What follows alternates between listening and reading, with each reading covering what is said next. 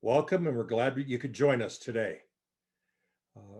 Because our goal is to build a community of practitioners, judges, lawyers, advocates, community people, we encourage you to turn on your cameras, get to see each other. We can't be in the same room together, but we can see each other. And if you'll type into the chat box how somebody can get a hold of you, what your area of expertise is, what area you work in, because if we can share our knowledge, we're stronger than going it alone. And in the time of isolation caused by the pandemic, it's more important than ever that we stay connected and help each other. So again, welcome. Glad to have you join us. My name is Bill Thorne. I'm Pomo Coast Miwok Indian from Northern California. I'm enrolled at Grayton. I've served as a tribal court judge in 30 different tribes in a dozen different states. I've served as a state trial judge for 14 years and a state court of appeals for 13. And the last 8 years since I retired, I've been working on trying to fix the court systems around the country. So I appreciate the opportunity to be here today, to take part in this and be a part of our joint effort to make our tribal courts and practitioners stronger. So again, thank you for joining us. For those of you longtime participants, you know that after the evaluations are filled out, every week we pick a winner for a Pendleton throw. And our winner this week is Judge Darren Pedro Martinez, an associate judge at Gila River Reservation in Arizona. So Judge, you should be having somebody contact you very shortly to arrange to have that Pendleton throw shipped out to you, and congratulations. UC Davis would like to acknowledge that they are sitting on the land of the Winton Nation and that they recognize responsibilities come with that. We are lucky enough today to have with us somebody who's going to take us a little bit outside our normal box, hopefully outside our comfort zone, to make us think about things a little bit differently. I think he will be the first non-lawyer we've had present to us. And as a lawyer, I can tell you it's refreshing to hear from somebody else. We have Paul David Terry, who is a PhD candidate for health policy at UC Davis. He has an extensive amount of experience managing health programs, diversity initiatives, and innovating communications. So he's going to be talking to us today about journeying with social justice and health education, combining those, which are not oftentimes combined, to promote equity in the tribal justice system. So Mr. and soon to be Dr. Terry, I'm going to turn it over to you. Thanks, Judge Thorne. So like you said, my name is Paul David Terry. I use my pronouns are he, him, and I am a caretaker of the Patwin lands here in Davis, California. It's great to see all of your faces, and it would be great to see more faces. And please feel free to rename yourself with your pronouns and the lands that you occupy as well. I'm going to share my screen with my presentation. And just so you know, I'm actually a graduate student in international and multicultural education with an emphasis in racial justice and human rights education. My research looks at what influences us to adopt cultural competency training, including things like diversity, equity, inclusion, and how we integrate that into our large-scale organizations, our systems like healthcare and education. I also look at individuals and how we're connected through the systems, how communities, families, workplaces, disciplines, how they're all interconnected. And when we as individuals have greater understanding of the systems that we're in, the intersectionality of how we're connected, then we can identify the bias and help advance equity in our systems. So today I'm going to reflect on some of the stories and presentations by our prior speakers, such as like, how do you go back to your tribal courts and reduce bias? And I'm going to do that with some researchers and with some praxis or ways that you could take our lessons to learn, reflect, and apply today. And I'll take questions at the end of the presentation, but please keep them in mind, write them down. As we end today's journey, I'll answer those then. And that's where I want to start with today, with the process of journeying, and that's how we can all participate together. So Sandra Stiers talks about the process of journeying and literacy of lands and writes, either the learner goes back the way they came, or they set out across the very treacherous looking rapids and turbulent waters to reach the other side of knowing.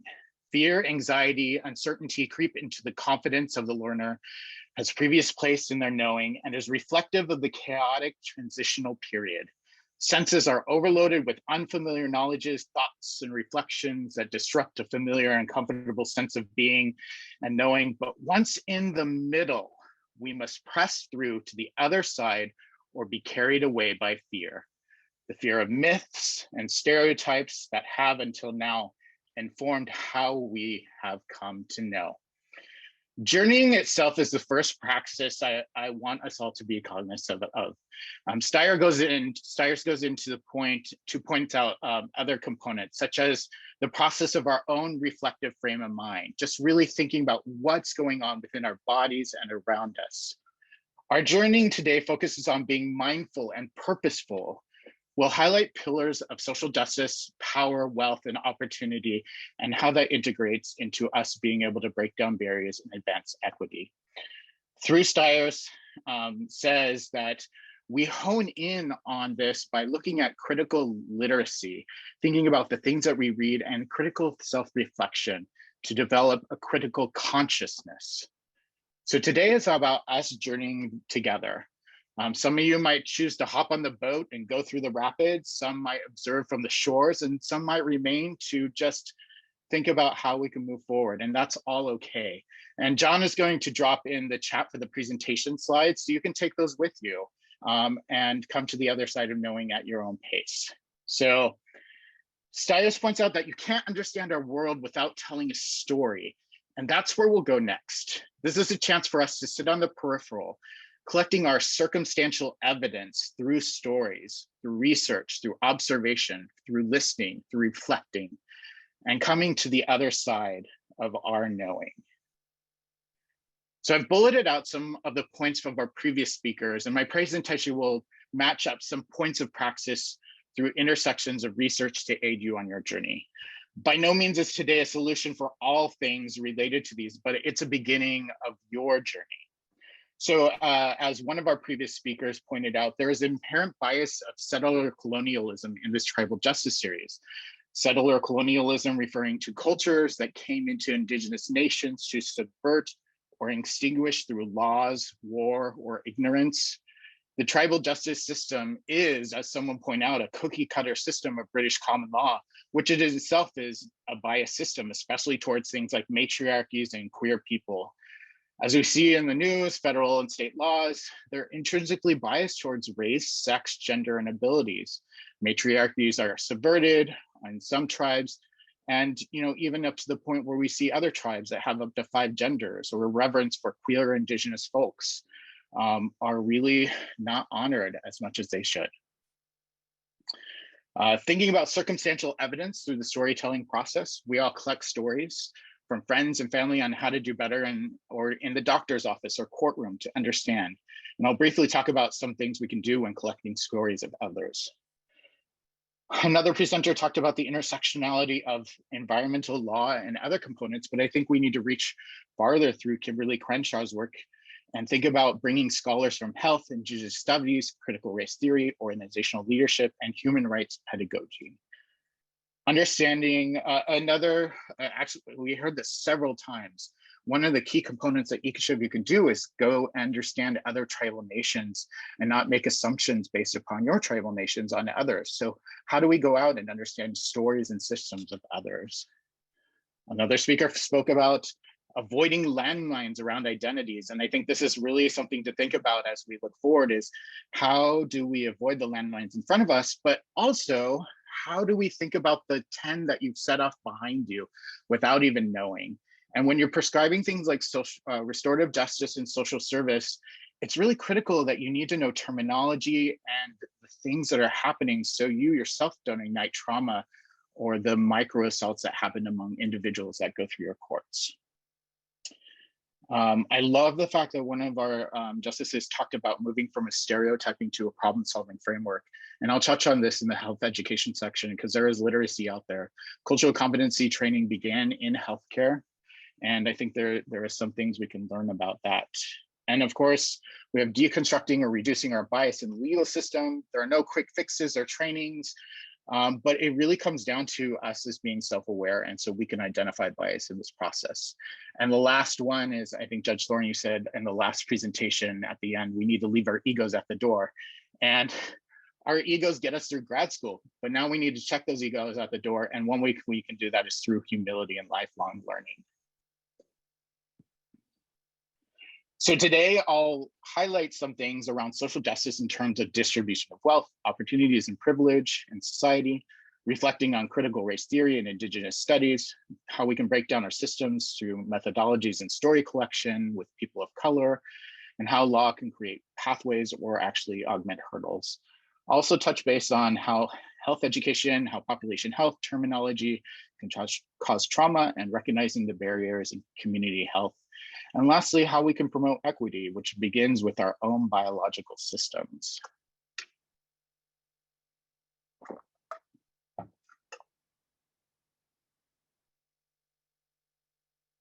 So I think the first thing that, the next thing that I think about with one thing we could do is just simply remembering.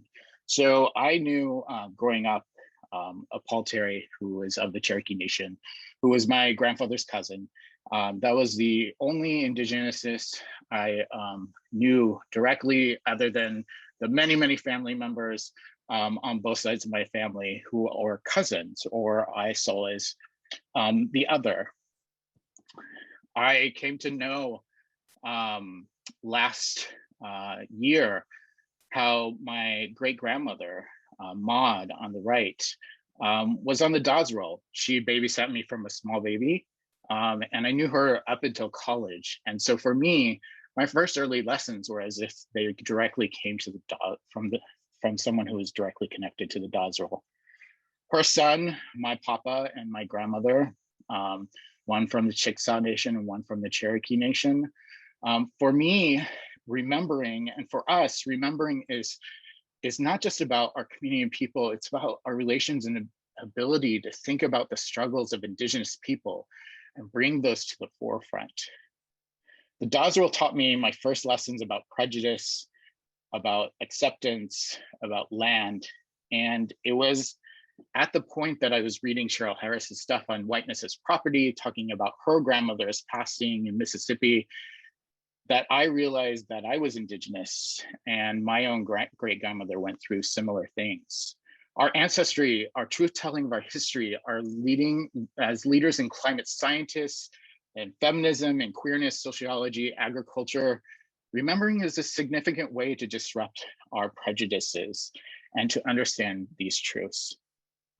And it's not just a remembering about our community, or people or relations, but it's when we think about the biggest struggles for Indigenous people. I think about the gaze of smartness, or smartness as property, how Native Americans have been viewed as less smart or less than capable of, and how they have been seduced into this myth through laws and through ways. And one way we can fight is to continue that process of remembering. But also, as Daniel Heath Justice writes in Fear of the Changing Moon, a rather queer tale from a Cherokee hillbilly, from the book Me Sexy. It's a book about how Indigenous people have been fetishized over the years, that our bodies, our ability to love and connect has been diminished. And I think this is one way that we remember to think about each of us as individuals, how powerful we can be when we reconnect. Let me read. He writes, "It's about being beautiful to ourselves and others, and such self-awareness is a hard thing to come by in a world that sees Aboriginal people as historical artifacts, degraded vagrants, and grieving ghosts. To take joy in our bodies and the bodies of relation to others is to strike out against 500 plus years of disregard, disrespect, and dismissal. Our ability to self-reflect and understand who we are is truly a pathway towards truth and freedom." Social justice in terms of distribution of wealth, opportunities, and privilege within a society. I put these two quotes on here, but we can go on and on about so many things, about how sovereignty has been infringed on among Indian people, how we have been harmed. And then we come to the point where we have been reaffirmed or things have been fixed. We don't know we're being harmed when we're in the middle of it. And it's only till after, and only until generations that we identify these. And we must bring the awareness to these points in the system. And that's how we can identify bias and figure out the internal discourse that's happening. I think about Sandy Grande's writing in Red Pedagogy, how the legal system and federal laws and governance have created various classes of Indians, commencing enduring divisions among full-bloods, mixed-bloods, traditional, and assimilated Indians. There's centuries of colonialism that have left Indigenous people with a profound crisis of meaning, compelling us to ask the question, what does it mean to be a people, a tribe, a community? What does it mean to be Indigenous? Decolonization demands students to acquire not only the knowledge of the oppressor, but also the skills to dismantle and negotiate the implications of such knowledge. Concurrently, traditional perspectives of power, justice, and relationship are essential both to defend against further co-optization and to build intellectual solidarity. Oops. The specter of federal control always looms with the threat of plenary power, hanging like a perpetual cloud over all Indigenous nations. These are the lessons I draw from social justice into thinking about rights and civility and humanization and how we can advance our legal systems. I'm going to highlight just a couple of decolonization practices of ways we can think about beyond systemic oppression. Thinking about in Peace, Power, Righteousness, and Indigenous Manifesto. Just last week, I held community with Misak tribal members from Colombia, thinking about truth-telling and how we begin reparations. It's not just about the influence of our systems, about the space of the oppressor and the oppressed. It's creating new pathways. It's bringing back things. It's thinking about our history. So we think about, for example, structural reforms, educating and training community members, having the capacity to self-manage, accommodate traditional decisions in the decision-making process, reintegrating native languages, creating self-sufficiency, coming back to traditions and history, and also thinking about the future, whether it be terminology or understanding what it means to be some of the identities that have been subverted over time. And while these each help us to remember and integrate culture, one of the most significant lessons that the Misak people mentioned was that while decolonization is important, the first step is decolonizing our minds and understanding our own bias and how this perpetuates others. So I wanted to highlight the United Nations Declaration of Rights of Indigenous People.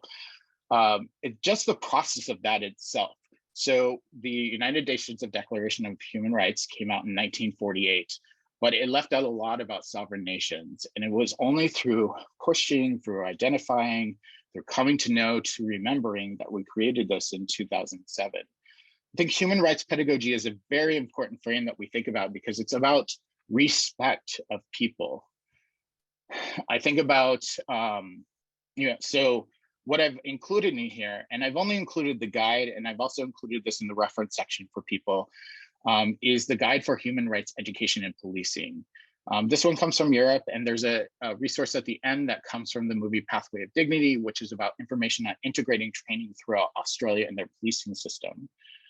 While I won't go into specifics of this training, I want to bring awareness that this exists and that human rights framing is a way to decolonize our cultures and our minds, but it needs to be done with everyone on a regular basis. What I find interesting about the training and all is from the front end staff to policing to IT professionals, everyone gets it. Everyone gets the cultural competency. Everyone gets the understanding of how humanization needs to be included into the process. And it's not just a mandatory training. It's about creating a culture where this is part of the existence. This is the ability to recognize that this is how we need to move forward. And whether it be healthcare, in law and education, framing with humanization is critical if we want to move forward with people. Last in the social justice section is I want to think about circumstantial evidence as a methodology, but thinking about in how we collect stories. So circumstantial story collection.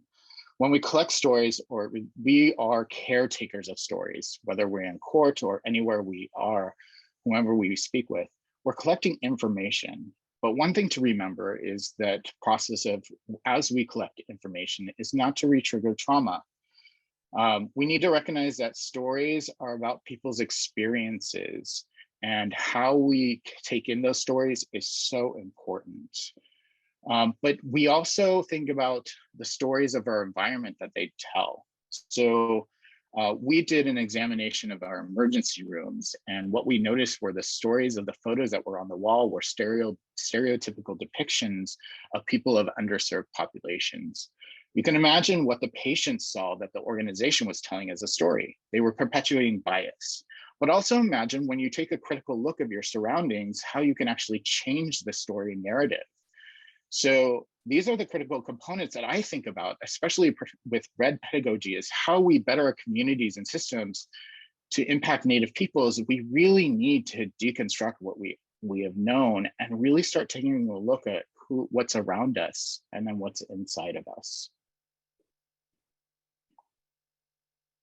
So as I mentioned 4 points of praxis: remembering, decolonization, particularly our minds, coming from a human rights framework, and then thinking about social justice storytelling to hit the first 4 points. Now we're going to go through the next 4 points, thinking from a healthcare point of view. I started taking interest in the work that I do because I approach it from population health and managing integrative medicine at UC Davis. I instituted the first needs assessment on LGBTQIA health, identifying priorities for our advisory council through collecting stories from patients, physicians, nurses, front-end staff, faculty, and students to know what's really going on in the system and to create priorities for addressing systemic issues. I helped to develop the first cultural competency training at UC Davis Health for LGBTQIA patients, family, staff. People would come into these trainings and rely on old terminology. They would note that they wouldn't use gender pronouns or ask how to do things because they were fearful of causing harm. They simply didn't ask because they were fearful of causing harm. And I can't tell you how much more harm this causes when you don't ask the right questions or what people need. Angela Jenks, a medical anthropologist at Irvine, talks about when understanding cultural competency in health or in general, you need to do it from a problem-solving approach and not rely on stereotypes. You need to think about the mobility of terminology of people. That way you can identify an issue and respond to it and not just based upon old practices. It's asking what the person needs rather than making the assumption of what people need. We have a lot of assumptions, but sometimes simply asking the person, who are you, what do you need, can make all the difference. This is how we move from being a partner to being a partner in the process. When I think about restorative justice, I think about being a partner instead of assuming that we know what the other person needs. Instead of putting them into a cookie cutter frame, it's about collaborating with them and getting them to support they need. A recent presentation had a lawyer mention that their client I was in a presentation and a lawyer mentioned that their client talked about being overwhelmed in court. Instead of trying to fix the problem themselves, they reached out to a social worker to ask what's going on. The social worker collaborated with the lawyer to figure out the needs of the client. We aren't all social workers. We don't all have masters in public health, nor are we all physicians, but yet we're prescribing health pathways that hopefully lead to a better system.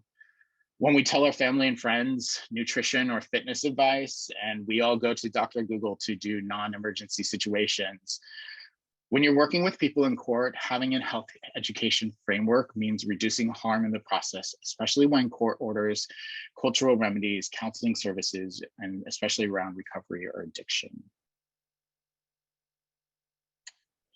Now, implicit bias or bias in general can lead to stereotypes. And as I mentioned, it's really important to to approach it from a problem-solving frame. Because if you don't, you can rely on old stereotypes and cause what's called microaggressions, which are sometimes well-meaning or not, but they're rooted in the process of not really knowing what's going on or ignorance, and cause these little pieces of harm. As a queer individual, I rarely encounter the term homosexual. I've taught it in anthropology discussions where we discuss the origin of the term homosexual, but that is really a way of looking history. There are 2 times when I've encountered the term homosexual just in my daily life, and that was through 2 different lawyers. I encountered it when one was doing an intake for me and said, "Oh, you identify as a homosexual." And I didn't know how to react to that. GLAD really puts the term homosexual as being aggressive and usually used by anti-gay extremists. And what's interesting is when I really step back to ask, why are multiple people using this? Well, this is what you're taught to use. You're taught in law to use this term, and that it's okay. It's how it's formed. It's what we rely on. But the term homosexual is triggering, and it can be problematic, especially if we're trying to be caretakers of stories. This is where you come in to do something immediately. You need to be able to translate this term and not put people into harm. This is why it's important to ask people about their sexual orientation and gender identity, which are 2 different things, because the term homosexual can fall into both. I mentioned trauma and harm through systems, through words, and these add up among people. People are coming to courts and have experienced many microaggressions, and those impact our stress, our health, and have the ability to come to the other, and it makes it difficult for us to come to the other side of knowing, to be able to better ourselves, to heal, and to advocate for our own health. This activation can determine whether we are successful in self-management or if we never escape the cycle.